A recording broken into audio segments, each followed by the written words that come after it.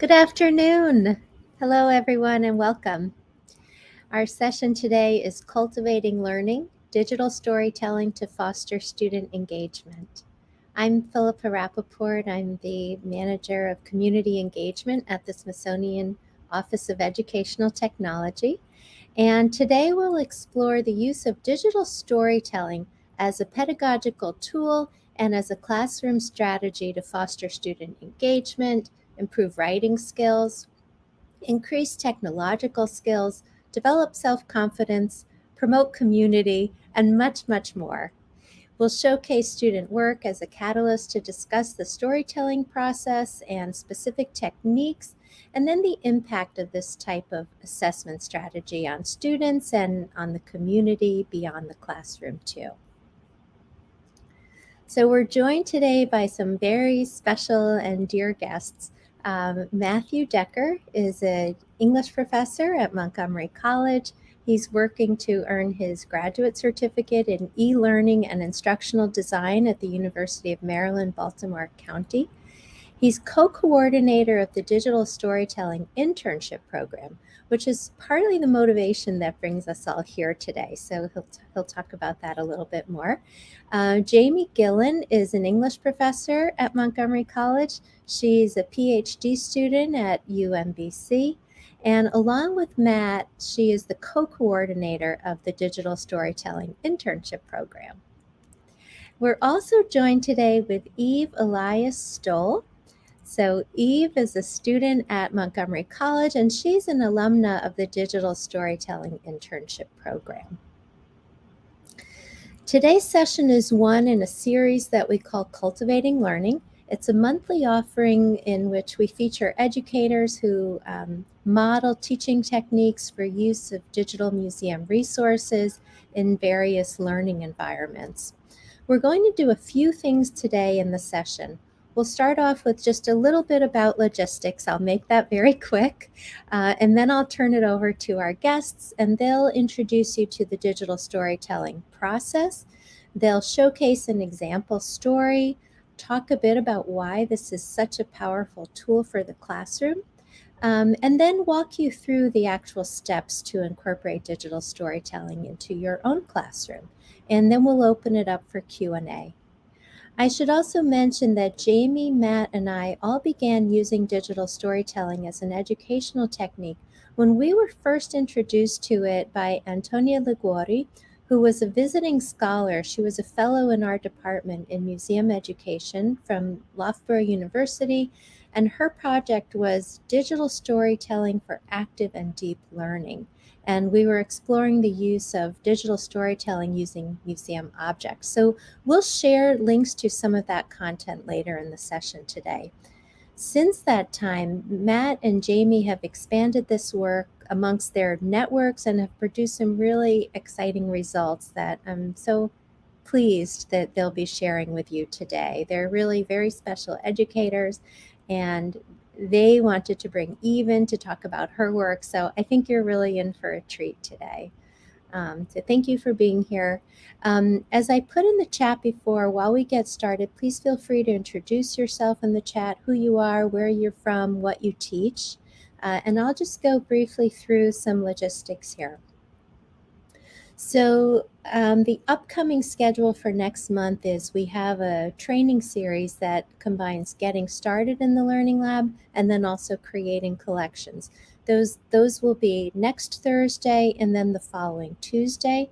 And then our March Cultivating Learning session will be with colleagues from the National Museum of Asian Art and also Tess Porter from our office. So Tess just introduced herself in the chat, I see. So that will be a really great session too.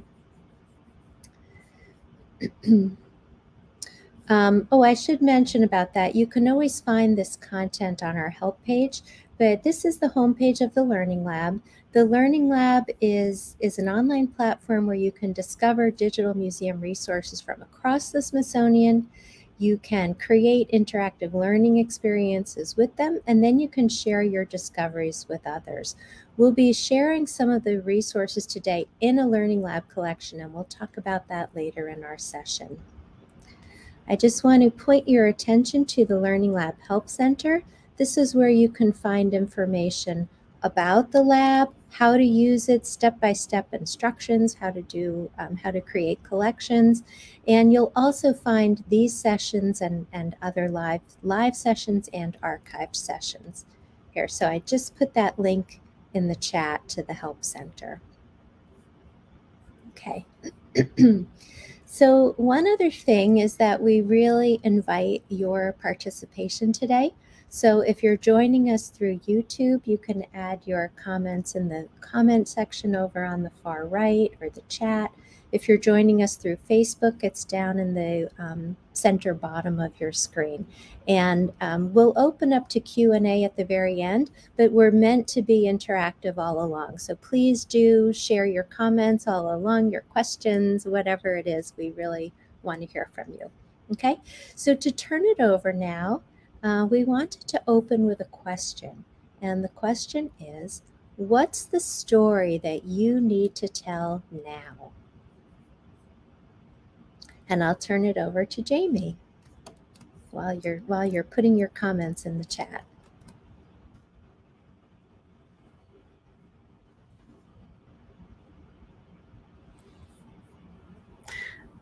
Hi, everyone. I'm thrilled to be here today.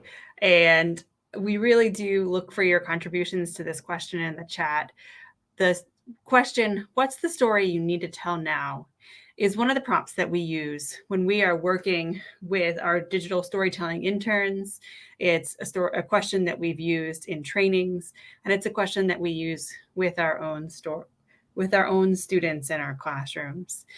What's the story you need to tell now allows us to think deeply about ourselves, our circumstances, and begins to open space for vulnerability and sharing to occur.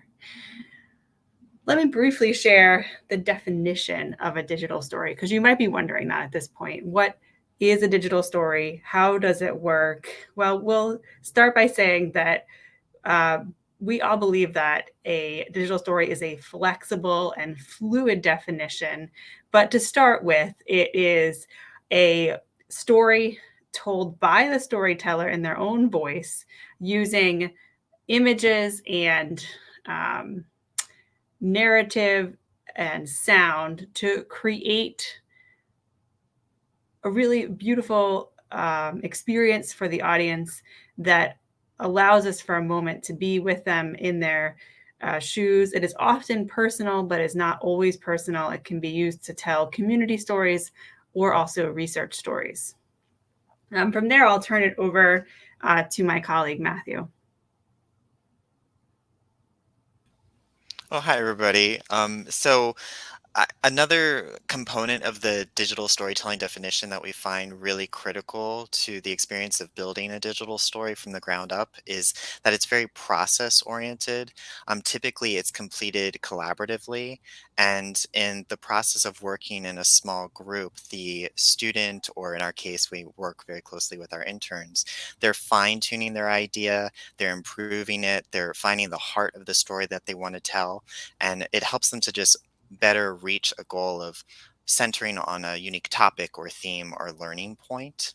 And like Jamie mentioned, this is just one of many prompts that we like to share with our various communities, whether it's in the internship or outside of it. And so we'll give you a few moments to think about it. One other kind of bit of context to share with you is that this was one of our prompts that was inspired by our experience of the pandemic. Originally, when we designed our internship, it was supposed to be the first of its kind as an in-person on-campus experience. And then quickly we had to shift to the remote realm. And that brought a lot of personal upheaval. We're recognizing things in just like the media and in the sort of the response to the global crisis. And so we found that that experience ushered forth a lot of stories that maybe we weren't sharing, and they felt like pretty critical to share in that moment as we were navigating this experience together. So it's deep. I like how Jamie mentioned this is a deep reflection moment. And so you can feel welcome to share it in the comments, or if you'd like, you can also keep it to yourself. It's particularly personal. It is one of many prompts that we know and that we'll share with you, but I think we could even take a couple moments just to let you think for a little bit.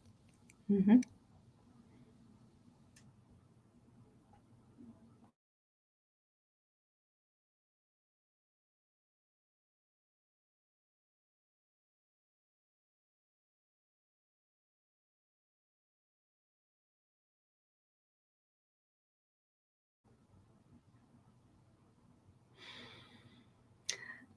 I just want to respond to both the ideas that we have so far. Tess, I agree that part of the trickiness of doing deep work like this is, in fact, putting it into words and sharing it with others. It creates a very challenging space for us to be able to move into. And it is a process to come up with the right words and the right images to communicate our experiences from the internal and make it external. And Paxi, I love this comment about communicating that everyone is a scientist. I know that I firmly believe this, but also uh, I think that digital story is a wonderful way to amplify this. In fact, we have some experiences with our interns as well as others working with science students and science narratives, particularly in environmental science and also in biology, where students are telling their stories of either experiments that they did or experiences that they've had. And it really does start to communicate that idea that, especially in environmental science, all of us contribute to our global environment and our citizenry. And it's really a valuable skill to be able to hear the ways in which the students that you have, regardless of their age, how they're experiencing the material that you're giving them and how they can share out that.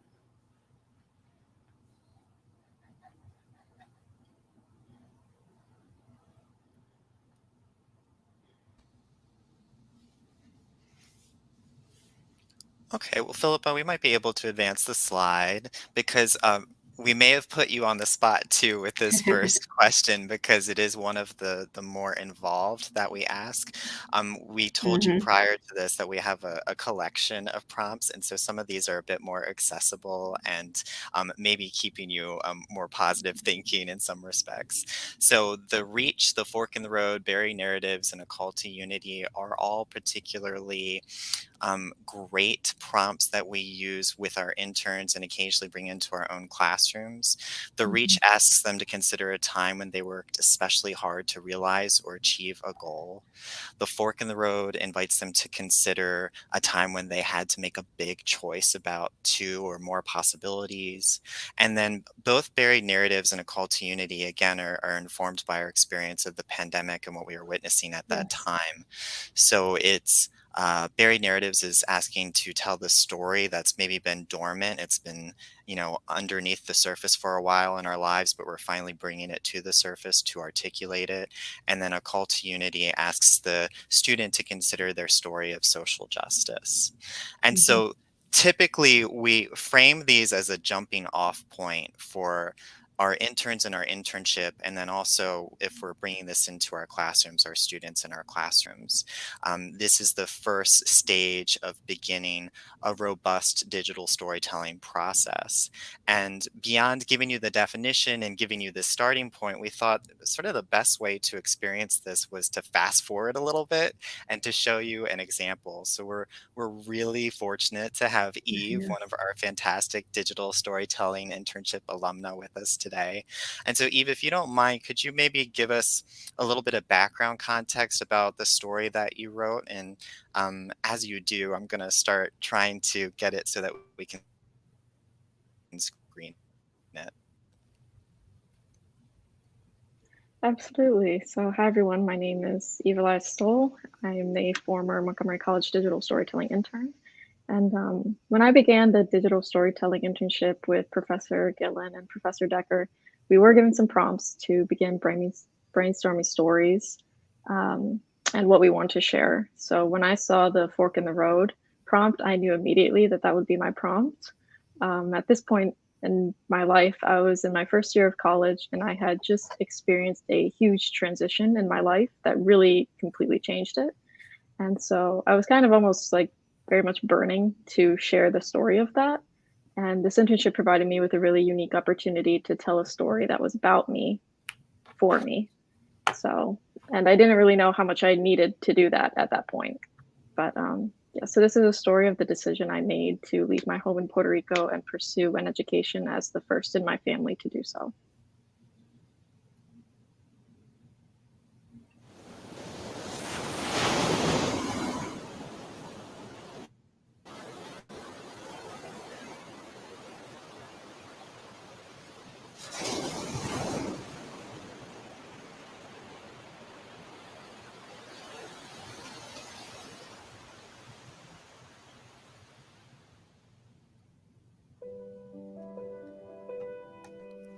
I grew up on the island of Puerto Rico as one of 16 children. We were an incredibly close family with unity at the core of our ideals.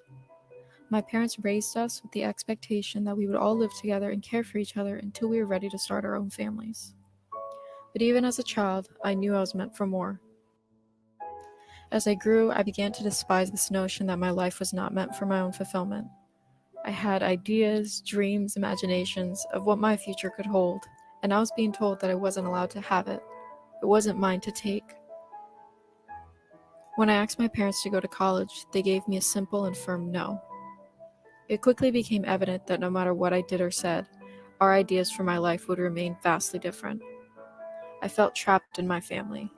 Shy of running away, I didn't see any way I could pursue my dreams of higher education, but there was nowhere to run to. For years, I was restless and discontent with everything around me. Every day's monotonous routine begged the thought, was this really it? Was this really my life? Almost a year after my 18th birthday, Maria made landfall in Puerto Rico. Though the hurricane ravaged our home and left catastrophe in its wake, it was because of Maria that I was given the only opportunity I'd ever have in my life to leave the island. And I took it. Our visit to Maryland was only ever intended to be brief. Puerto Rico needed to recover, and so did we. A year later, my parents were ready to return home to the way things had always been, but I wasn't. I saw my future here, in the States, in Maryland. My parents warned that my decision to stay would carry heavy consequences. They told me they wouldn't support me. If I stayed, I would be alone, with no home. At 18 years old, I watched my family return to Puerto Rico without me. Taking the reins of my life showed me a strength I didn't know I had, but I was terrified. I was sick with the thought that I'd made the wrong choice, ashamed I had selfishly rejected what I'd already had, and desperately homesick for my family. I felt lost. I'd never had a job, I'd never taken a bus, I didn't even have a high school diploma. I didn't know how the world worked or how to work it. Yet, I was filled with determination to succeed. When I chose to stay in Maryland, I chose to sacrifice the place I grew up, my friends and family, and all the familiarity of my previous home. I chose to leave everything I knew behind in the hopes of a new future. 2 years later, I'm here, in Maryland, and I hold the proud title of being the first of 16 children to go to college. I've conquered the challenges set before me, I've met my goals and more. I know what it cost me to be here, and I know the strength that has given me.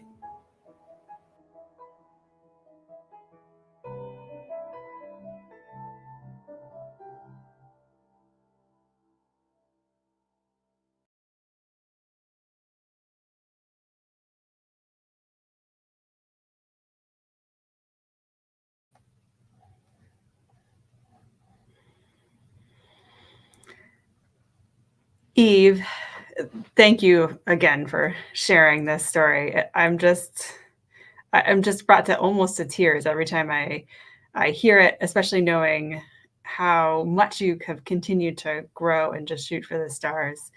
And we at MC are very proud of you. But I'd like to ask, what was it like for you to create this story? Share the process with us. I think that one of the most challenging aspects of creating the story was writing the script. We were given like a guideline of 3 to 5 minutes for a story, and that comes out to about 1 page of written word, single spaced. And for me, I just found that guideline so constricting because I had to cut out a lot of like details that I felt were so critical to my story. Um, but I just had so much to say. Um, but also the content of my story was really difficult. I think this was the first time that I had really sat down with these thoughts. Um, and I procrastinated a ton writing the script because I was avoiding sitting down and thinking about these things and writing about these things. And in a way, writing the script and creating the story was a way for me to process some of those events because I had to really sit down. I had to really think about how I needed to phrase this. I had to recall events, bring up memories, and so that was pretty challenging. Um, but I would say that it was a challenge that was very rewarding because it really helped me during that time and being able to like share my story in an academic space when I was in college. The whole reason I was here was because I was in college. It was really rewarding and really helpful to me at that time. The writing we have found is such a critical aspect of the digital storytelling process. And Eve, would you continue to share, since you have completed that story and gone through the process of both of working through a digital story as well as being an intern, what are some of the results that you have experienced? I know I can wax poetic all day long about these things, but I want to hear it from you. Sure. So I think one of the biggest, if not the biggest, takeaway from my experience with this internship was the confidence I gained through it. Again, I was in my first year of college, first year of any formal education whatsoever, because I'd been homeschooled and I felt very lost and inadequate. I was dealing with a massive amount of imposter syndrome. And I felt that even if I did manage to pass my classes and get good grades, that overall I was still going to fail as a student. Um, so, I didn't think I would do well in my classes, let alone an academic internship. Um, but so this internship really gave me the opportunity to engage in extracurricular within an academic space. And ultimately, it helped me gain a lot of confidence myself as a student. And after participating in this internship, I felt I'd had some experience under my belt. I had some skill, some know-how, and then I actually had the confidence to go and pursue other academic opportunities. So, following the digital storytelling internship, I applied for and was selected to participate in the Johns Hopkins University Humanities Collaboratory, which is a summer internship program at Johns Hopkins that provides students an opportunity to complete funded research in the humanities. It was a very competitive applicant pool, and I'm, to be honest, still very surprised and so grateful to have had that opportunity because it was amazing. Um, but I definitely would not have had that confidence to apply and then even participate in that internship if I hadn't had the experience of the digital storytelling internship first. So the digital storytelling internship was really pivotal in my educational experience, and it provided me with these skills and the confidence to kind of push forward, and it kind of really launched me forward. Um, but yeah, another thing I really appreciate about the internship was that it provided me with the opportunity to build really great relationships with faculty at MC. This was in the middle of a pandemic. It was really hard to establish those connections over Zoom in little black boxes. And those connections are really beneficial and very crucial to like being a college student. So for me, that was another really wonderful benefit that came from this internship. Thanks for sharing all those things. And it's been such a pleasure to watch those things. I want to point out for our audience at home and those who might listen later on that one of the reasons that this experience is so transformative is that it allows learners to go from the acceptors of knowledge to the creators and the producers of knowledge. So it's a shift in the way that they express what they know and how they know it.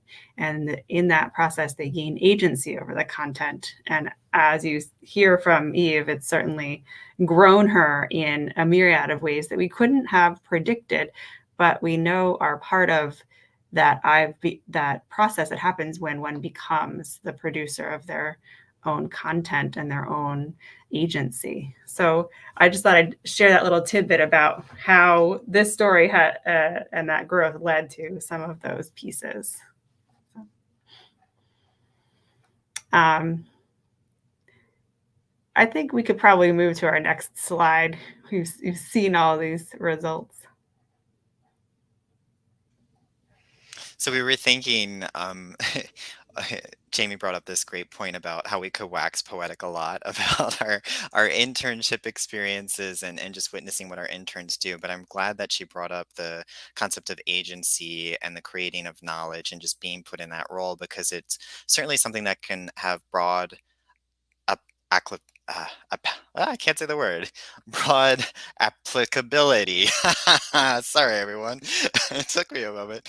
But you can see just like the process itself really does pave the way for a lot of powerful learning for an individual student. And so you could see incorporating it into your own unique context. But we imagine that you probably have a lot of questions. And so we're sort of thinking about what those might be. One that we know we get a lot when we talk about the internship in digital storytelling is just the process involved to create a digital story. Also finding space, cultivating a space for your students to share. And then lastly, thinking about your unique curriculum, whether it's in education or it's in another kind of organization, where does this fit? So if you'd like to share, feel free to do so in the comments, and we will do our best to address them. And we can also promise that we'll talk at greater length about process.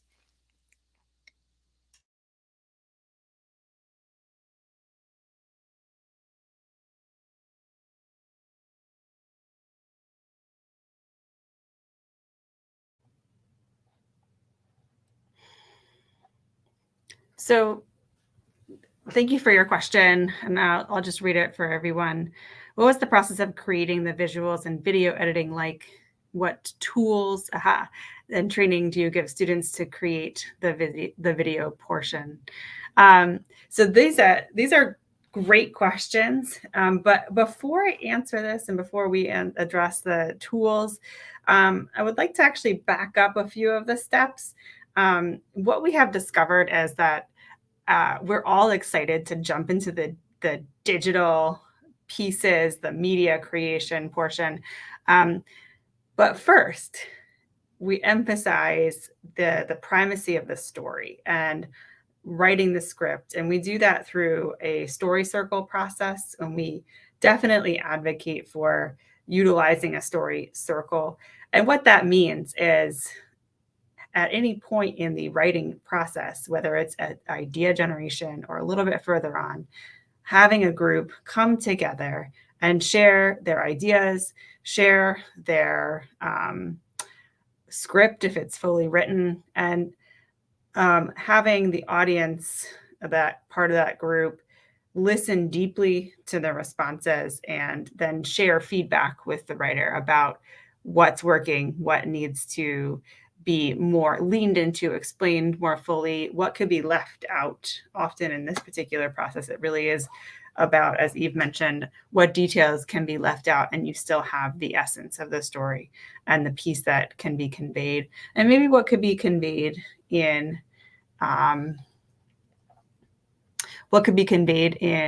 images or with sound as part of the storytelling process. And then to more fully address your question about visuals and video editing and tools. So we've given our students access to a variety of different tools. One easy use and simple to complete is Adobe Spark. We also utilize WeVideo, which we found to have strong stock content. WeVideo does have a paywall, but there is also a free version that's fairly good to utilize. And we have students who are fancier than we are using other applications as well, like Adobe Premiere. And we find that the process of them choosing visuals can be really fun and rewarding. And once they start getting into it, they really want to find the right visual. Sometimes they even create their own visuals, which is actually such an authentic way to go about it. Or use visuals that they already have from their past, as you saw with Eve. Or just choosing the right sort of stock material that's available. And then they start to have fun with it, and they realize that there is quite a bit of work in the editing process, but they also tend to collaborate with one another. If you have a number of students working on the same project, even if their content is quite different, they tend to help each other out, share skills, etc. And I see we've got a lot of awesome comments coming in, so I'm going to pause and let Matthew chime in and also read some of the comments. Yeah, so actually, behind the scenes, I was asking to advance the slide to this one because Sarah brought up a great question about, well, what about, I think it's Holly from PacSci who works with STEM, and I thought, oh my gosh, well, absolutely, we have seen so many cool projects coming out of our various partners in the college community. So, for example, one of our close partnerships is with UMBC, and we regularly send interns to support UMBC faculty who are engaging digital stories in their classrooms.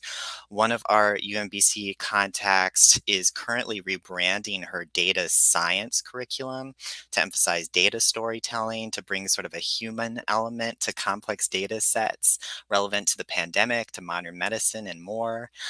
We have another colleague who is in computer science and is using sort of the framework for the digital storytelling process to help his students build a narrative that becomes the background for a video game they create as a small group. And so those are some of our quick insights about applicability in STEM. Why do I keep wanting to use that word?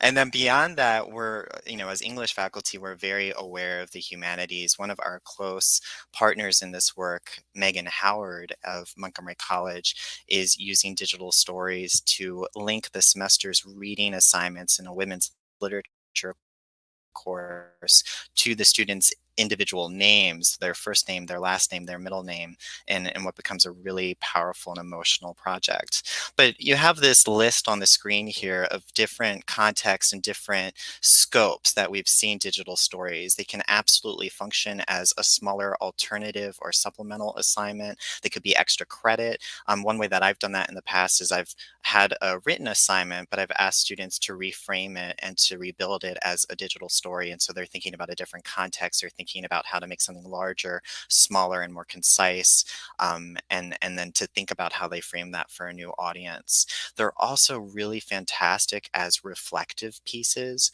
So if you're sort of thinking about asking your students to consider what they've learned over the course of a semester with you, by re-examining learning outcomes and unpacking that on a personal basis, digital stories can be really phenomenal in that way. So that's just a quick couple insights as we're thinking about ways that we can incorporate this. And then I believe it was Jessica. Hi, Jessica. You're asking about process for working with secondary students. I think something that might be helpful is we have a really nice visual infographic that sort of walks you through the stages. And so we can show that next.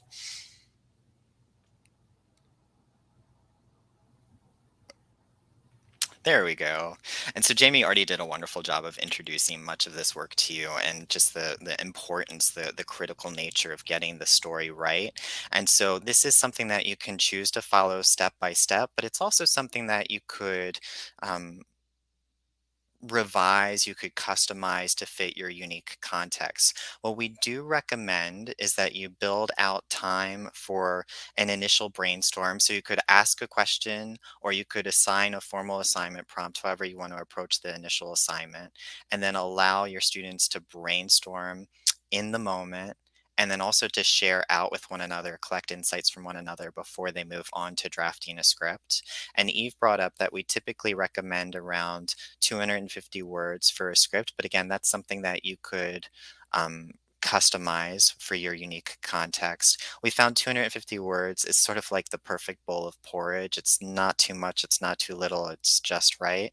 And if it ends up that they're not reaching that length, then okay, maybe they can add more content. And if they're going a little too far beyond, maybe there's some content that they can cut out, they can reduce, they can fine tune until they're really hitting the heart of their story. I don't want to belabor what we've done too much because I know Jamie did such a great job talking about the story circle. And I love this image. It's really clarifying for the process. And Jessica, to add to what Matthew was saying about customizing it for your secondary students as well as middle schoolers, I think the process is very similar, and you just adjust it for the learners that you have and the context, the subject matter that you're interested in, and of course, the outcomes that you're desiring. We had last spring, one of our interns actually worked with local high school to help those students produce their own digital stories that were looking to problem solve within the community. And they were actually going through a competitive process where they were competing to be council member for a day. And as part of that, they created a digital story about a problem that they saw in our local environment that they wanted to address. And it was a really great way to get secondary learners engaged in civic life as well as in whatever they were interested in, from mental health to environmental concerns. There was a lot of different issues that were being addressed. And so it really worked well with the diverse nature of both the student, the ability level, as well as the topic that they wanted to approach. So thank you for asking that question, because this is certainly, it is both not only a college student, it could go, I think, down to the middle school level, but it also could rise to a graduate school level easily as people are looking for ways to clearly share out their research.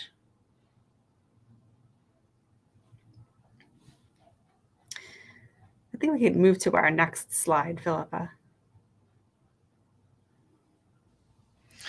Oh, okay. So the next slide, I think we can address two things. So Sarah, you brought up another great question about whether students could do this on their smartphone. Absolutely. What's kind of nice about the technology that we employ is that it's very easy to utilize a phone to work with it. And so there's an application, I believe, for Adobe Spark, which is one of the video editing tools we recommend. There's a phone app for WeVideo, another one that we recommend. And then I think a lot of our younger folks out there already are pretty aware of how to take advantage of their phone as a microphone. And so there are a lot of different ways that you can incorporate the student's smartphone if they may not have access to something like formal video editing software on a computer, for example. So it's a bit more open to a broader audience in that way as well. And of one course, of the advantages, I'm sorry. One of Go the ahead. advantages to utilizing a smartphone could be the use of on-the-go content creation. So if you're working with biology students in the field, they could be taking images and recording audio of experiences, whether or not they use that later. And they could also be using the apps to create the material, as Matthew was saying. But there's actually some advantages to using a cell phone for some of parts of the process or the process in whole. There's also the ability to do story mapping, and that sometimes is easier with the cell phone technology than it is with a traditional computer. So there's definitely pros and cons to using both. Yeah. And so we were probably, I guess, in designing this presentation for you today, we were recognizing that what we're discussing is quite content rich, and it can maybe seem a little complex. And so we want to offer two resources. One would be you're welcome to contact us to follow up. And so you can see we have our email addresses on the screen. And then beyond that, we worked closely with Philippa to build a new Smithsonian Learning Lab collection. It's called Cultivating Learning, Digital Storytelling to Foster Student Engagement. It's something that you can, oh, you see it's being populated in the comments right now. And there's no need to get too distracted by it. It's cute, it's flashy, it's pretty. But what you can find in it is sort of a thoughtfully divided breakdown of a little bit of our presentation, a little bit about what we've discussed so far. So you'll see some resources that are specific to the process, including, how do you work with audio narrative and all the kind of funny, finicky things that come out when we're trying to record our own voice. We have templates for storyboarding. You'll see my personal template in there. We have a quick tech tips section where it goes over Adobe Spark and we video, as well as sort of links out to YouTube tutorials that we found and believe are pretty useful. You will see some examples of digital stories. You'll see Eve's story again, and then we've also included a number of our other interns from that cohort that supported Eve in the creation of their digital stories. And then finally, we have some artifacts that can be useful in the future, including assessment tools. I just went around and collected a bunch of unique ways that scholars, faculty, teachers are evaluating and assessing a digital story in their class. And then lastly, in terms of resources for further study, we're really thinking about, well, what is canon to digital storytelling? And so for us, that's Anthony Liguori in a lot of respects. And then also Story Center out of California is, one of the, or really the founder of the pedagogy in a lot of respects that has influenced many different communities of practitioners and facilitators of digital storytelling. And then you can learn a little bit more about our internship if you're interested. So this is meant to be an enduring artifact beyond our presentation today, and we hope you find it useful. In the meantime, I think that we are ready for more questions for a Q&A, and I'll hand it back over to Philippa. Absolutely. Well, thank you so much for this presentation. You packed so much in, and I think I find Eve's story so moving, and it's really wonderful to hear all the backstory about how you did it and how all the various uses in the classroom. So this is the time that we'd love to take your questions. If they don't come in, I can pose some also. I think we covered some of these. So you did talk about how you've seen other oh wait, here come some questions already. So Children's Science Center Lab, do you spend much time during creation on understanding the specific audience and where it will be used?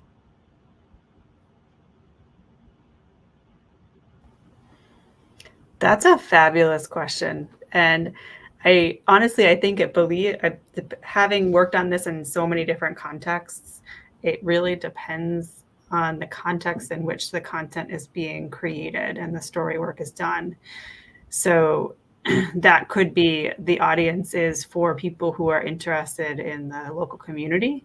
It could be people who are interested in learning more about the storyteller. It could be a thematic representation if it's a story, for example, on mental health. It could be for that community of educators and learners. It could be also for, if it's a citizen science project, for example, it could be to inform not only the community, but also other scientists working on the material. So I think there's a variety of contexts. How much you talk about audience and how well that's addressed will depend on what the final outcome is and where you're going to share that material. Is it going to be publicly accessible on YouTube? Or is it going to be only shared with a private community? I would pay attention to it quite a lot if I were sharing it out to a wide community.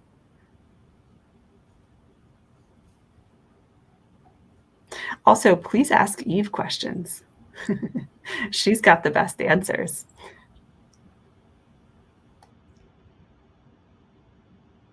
I wonder if you have any favorite stories or interesting ways you've seen digital storytelling used in various classrooms, or any experiences that stand out.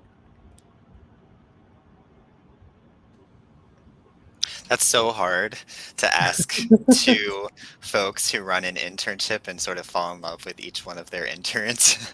Yeah. And the other thing that we've noticed is that all of our digital stories that we collect through the internship are really distinct, and we sort of find them to be innovators in their own right. Like each new story has this kind of innovative approach to the work.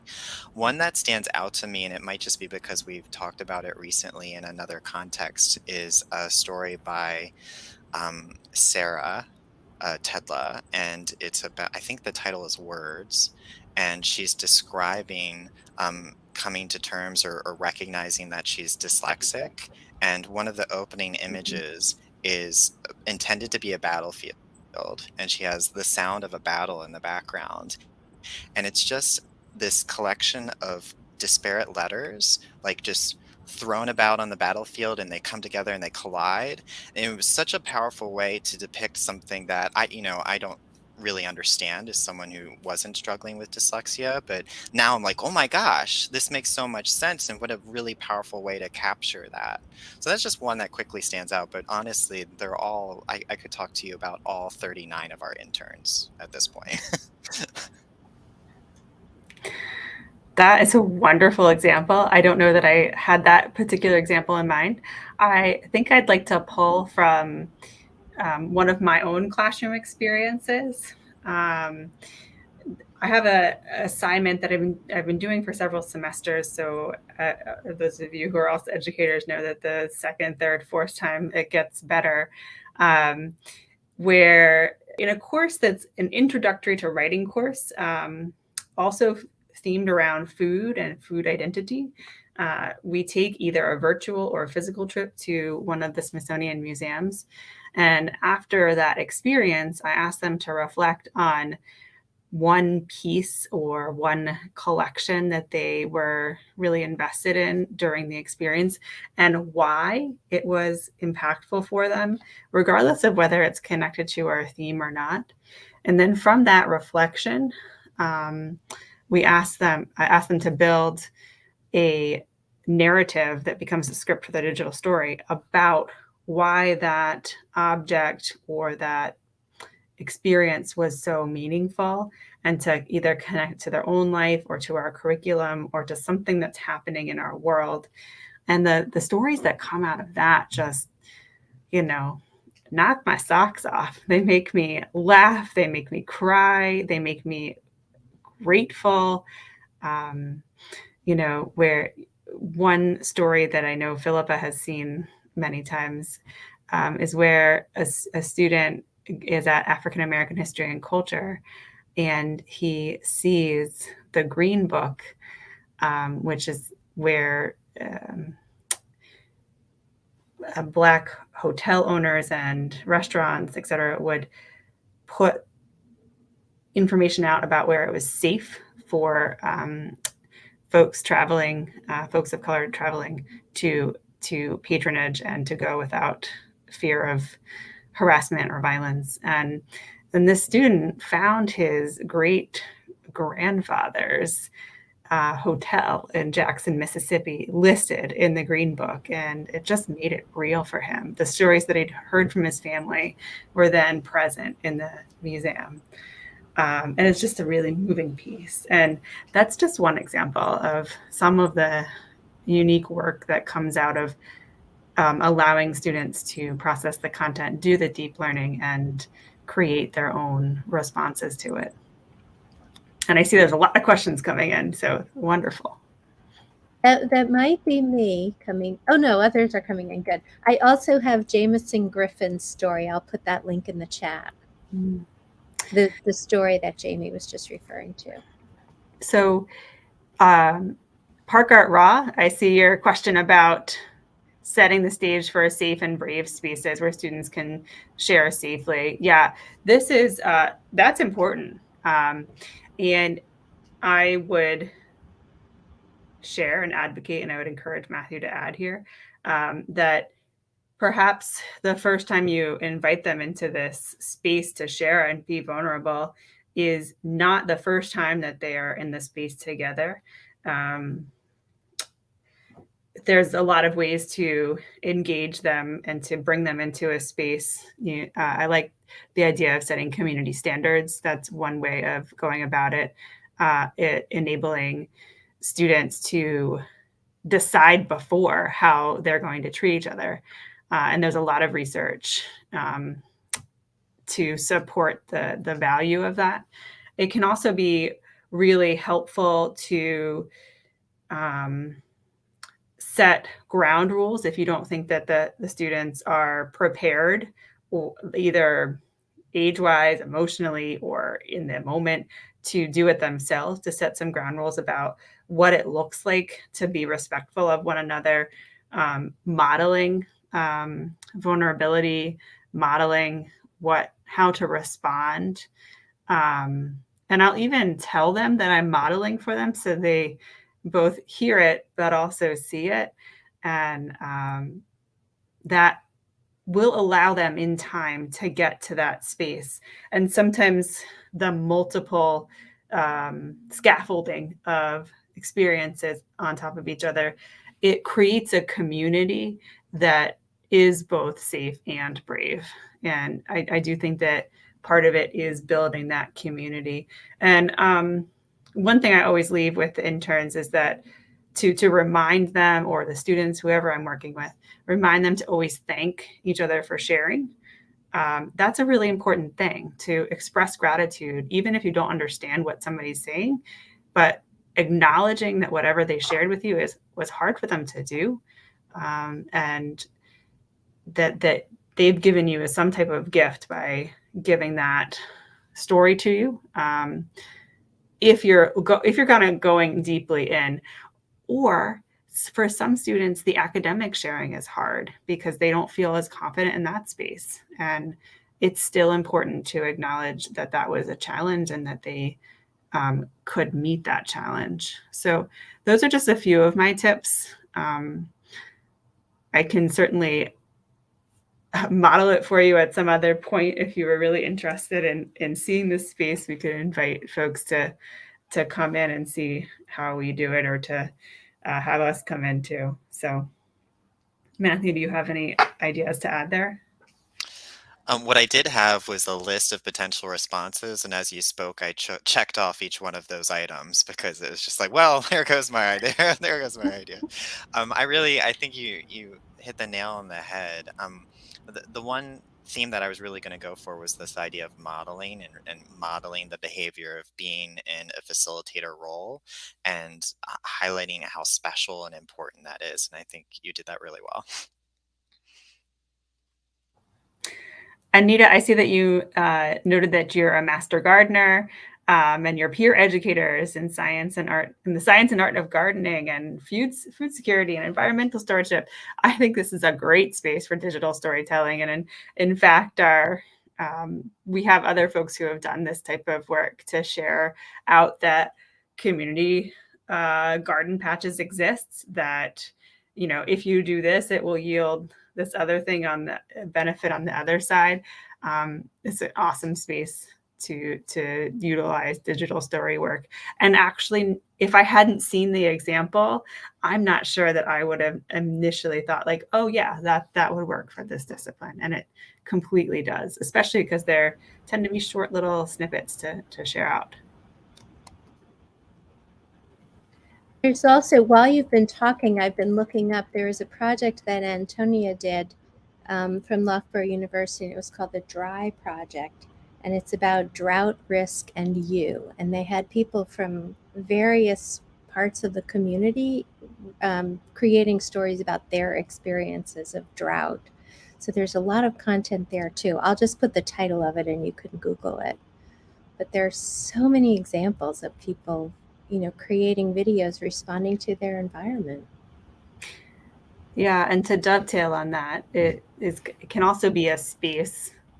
It can be a space to begin to do some conflict resolution, where if people are seeing the stories, whether it's a small scale conflict, like why does your garden patch have to be here, or bigger community concerns, it can be a way to humanize the other and to enable folks who may not see things the same way to at least have access and opportunity to hear the stories that of the other side, and to perhaps find some middle ground.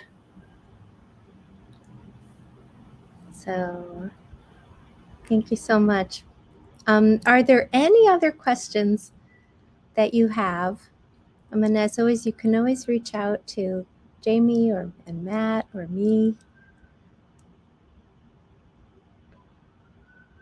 Okay.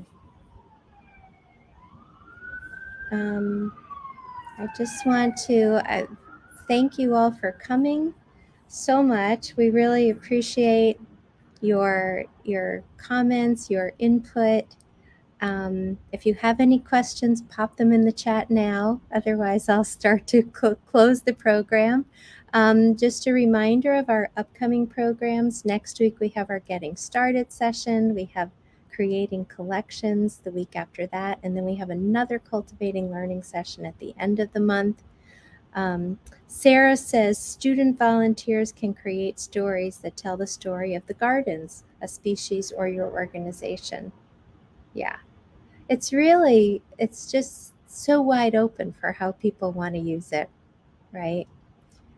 So thank you so much, Jamie, Matt, Eve. It's been a real pleasure to spend the last hour with you. Thank you for sharing your work and your stories.